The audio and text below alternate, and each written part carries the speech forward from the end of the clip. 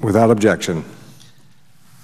Mr. President, there's a lot of things happening in the United States and the world today. There's many issues and challenges that we face. Obviously, the issue of health care reform has dominated the news and our attention, and the somewhat interesting joint session of Congress night before last. But there's also other issues that are facing the Congress and the nation, and one of them, of course, is our strategy in Afghanistan.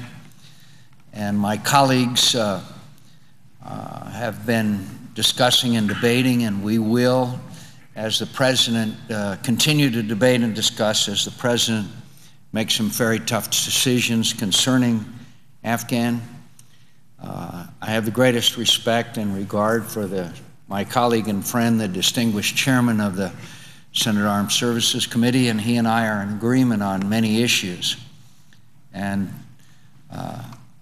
it's very clear that Senator Levin wants a larger Afghan national army.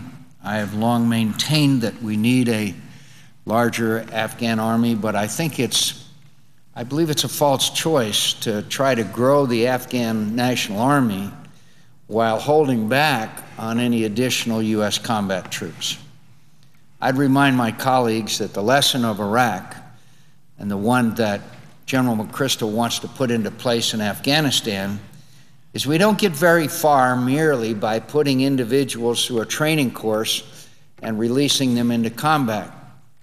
In fact, when we examine the history, many times very unhappy history of our engagement and involvement in Iraq, there was a time where the Iraqi army was built up to very large size, as I recall, around a couple of 100,000, and then it basically collapsed, just totally collapsed in the face of attacks from both Shia and Sunni extremists. I think the buildup of the Afghan army is an important component, but remember, the lesson of Iraq was that our troops went out and fought and lived with and spent 24/7 with the Iraqi military, and gradually over time they became a far more capable fighting force, and one that all of us can be proud of. It's mentorship at every level, including partnership in joint operations with U.S. forces, that will build a robust and capable Afghan military and pave the way for our eventual successful exit from Afghanistan. And to do this, we need more U.S. combat troops in Afghanistan. There's a lot more that I'd like to say about it, but there are vital areas that are controlled by the Taliban and its allies today. It'll require U.S. military force to shape, clear, hold, and build in those areas. And if we await the day when the Afghan National Army is increased in size and capable of carrying out all of these operations fully on its own, it may well be too late. We're reaching a decisive moment in Afghan history and our own.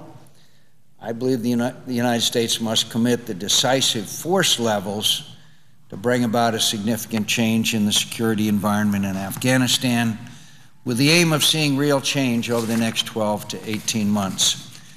This issue will continue to be an issue of mounting concern and importance to the American people, but I also want to point out that in the face of mounting reports of fraud and abuse carried out during the recent Afghan presidential elections, I have real concerns about the integrity of the electoral process there. Yesterday, the Electoral Complaints Commission, a body backed by the United Nations, threw out votes from 83 polling stations across 3 provinces due to fraud. It also ordered recounts at hundreds of other polling stations and is due to examine irregularities in other areas of the country. These and other serious allegations of fraud undermine the perceived legitimacy of this election. I believe that perception is key to Afghanistan's political future.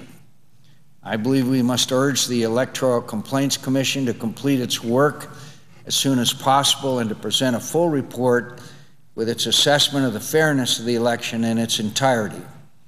The Afghan people desire and deserve a fair electoral process and a leader that's elected legitimately. This election must be a breakthrough for Afghanistan in terms of better governance, more competence, and less corruption.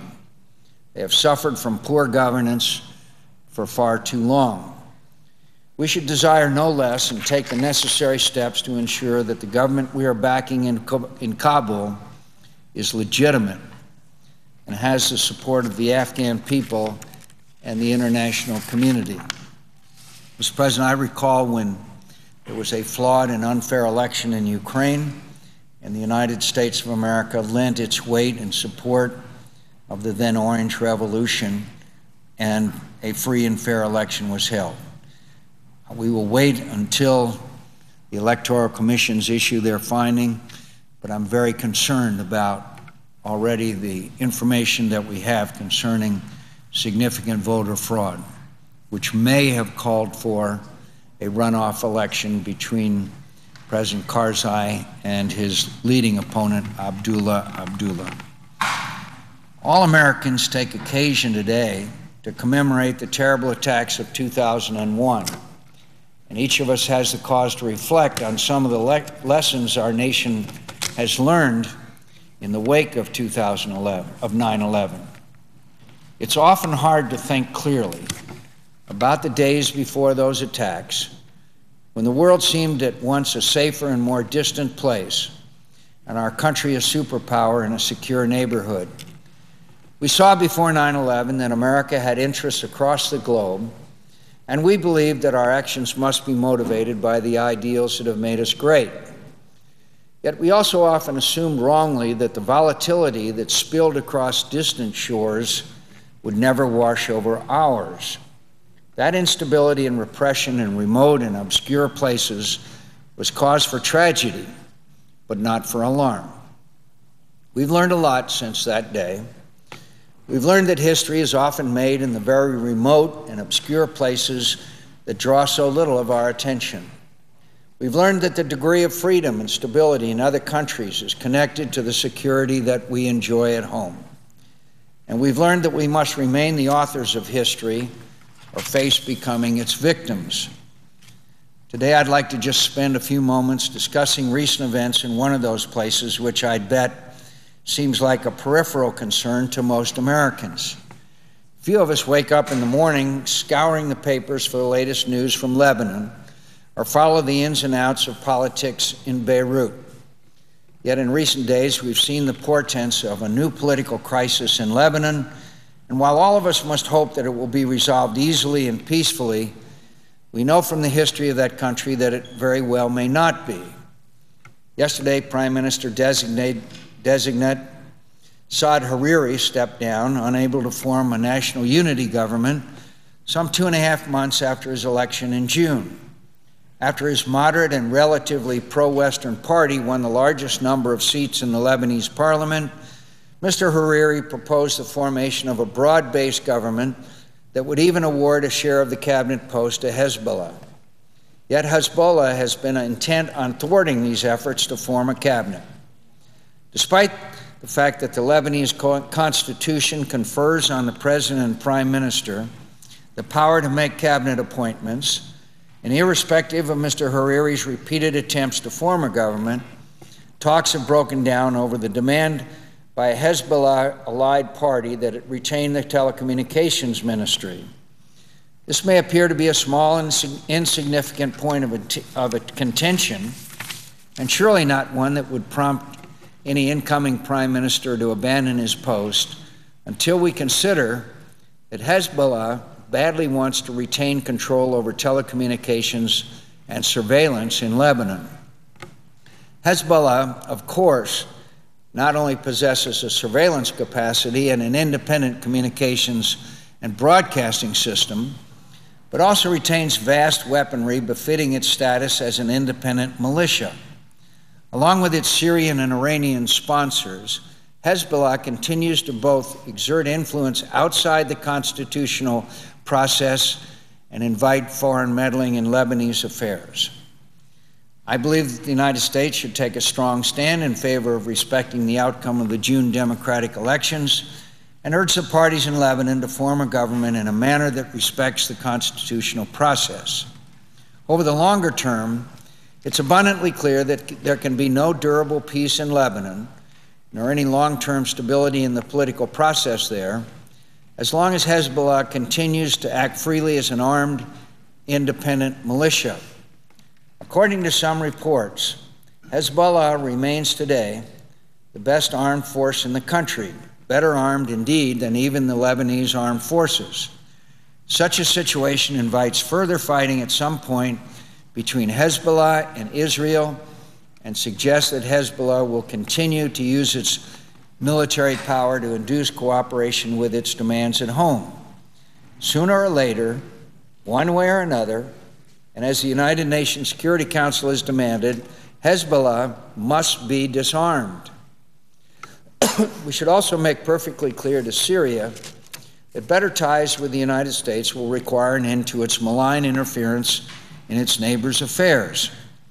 The administration has made a major effort this year to reach out to Syria, sending a number of delegations to Damascus, and making clear that better ties with the United States are possible if Syria changes its ways. Yet we should recall that it has been just 4 years since Mr. Hariri emerged onto the political stage after his father, Rafiq Hariri, was murdered in a bombing. Reports indicate that suicide bombers continue to cross the Syrian border into Iraq, and Syria maintains its hostility to Israel and its close ties to the government of Iran. We must be clear that there must be real change on these issues in order for Syria to enjoy significantly warmer relations with the United States. Some Americans might reasonably ask why. Why should we care about freedom and the democratic aspirations of the Lebanese people? What matter is it of ours? Don't we have enough problems here at home without spending our time and attention on the affairs of a small country far from our shores? In answering this, I'd like to return to the theme with which I set out these brief remarks. We have learned since the attacks of 9/11 that instability in such places is not often confined to its borders. In lands where repression and despair are rife, intolerance and extremism grow in the hearts of some, and violence in the minds of a few. In Lebanon, as in so many other places around the world, the population aspires to something better than to be pulled from side to side by a thuggish and cruel militia. The vast majority of the Lebanese people want only that which we here in America desire: the freedom and security to build, through their talents and industry, a better life for themselves and their children. As Americans, we must demonstrate that we stand beside them in this hope. As we commemorate today the terrible acts of a small group dedicated to extinguishing this very ideal throughout the world, we should, I believe, rededicate ourselves and our policies to advancing this noble goal. Mr. President, I suggest the absence of a quorum. Clerk will call the roll. Mr. Akaka.